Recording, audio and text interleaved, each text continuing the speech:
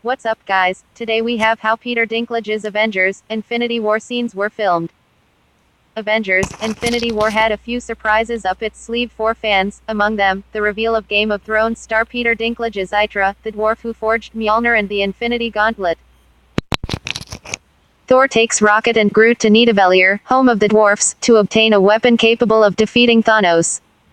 However, when the heroes arrive they find that the massive star forge is cold, the dwarfs have been killed, and Eitri's hands have been encased in metal. Oh, and it turns out that dwarfs in the Marvel Cinematic Universe are actually 10 feet tall. Though Marvel movies have been criticized for their subpar CGI in the past, Infinity War boasted some pretty impressive effects, most notably, the new and improved version of Thanos. Now that the movie is out and the veil of secrecy has been lifted, we can learn more about how some of Infinity War's core special effects were achieved. Speaking to Art of VFX, Method Studios VFX supervisor Greg Steele explained in detail how the sequences set in Nidavellir were created. Given the amount of VFX that Infinity War demanded, the workload was divided across several different studios, and Method worked on the portions of the film featuring Thor, Groot and Rocket's quest. For Eitri's scenes, the size difference between Hydra and Thor was created using the old-school filmmaking technique of forced perspective.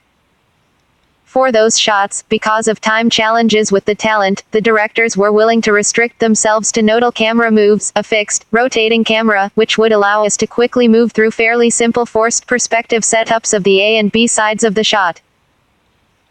We would shoot the A side with Thor, then in the same place on set and in the same lighting conditions, we would bring in some portable blue screens and shoot the Hydra plate, accounting for the scale differences by scaling down the camera relationship to the origin point that Hydra was standing on. Of course, Infinity War directors Anthony and Joe Russo couldn't use nodal camera moves throughout all of Eitri's scenes. During the moments when the characters are moving through the environment, what you see on screen is a digi-double, a CG version of Hydra created using motion capture. Method also created the teenage version of Groot, based on video references of animation supervisor Keith Roberts' 15-year-old son. The drooped head and long dangly arms of someone growing into their teenage body really captured the teen angst visual effects supervisor Dan Deliu was looking for, Steele explains.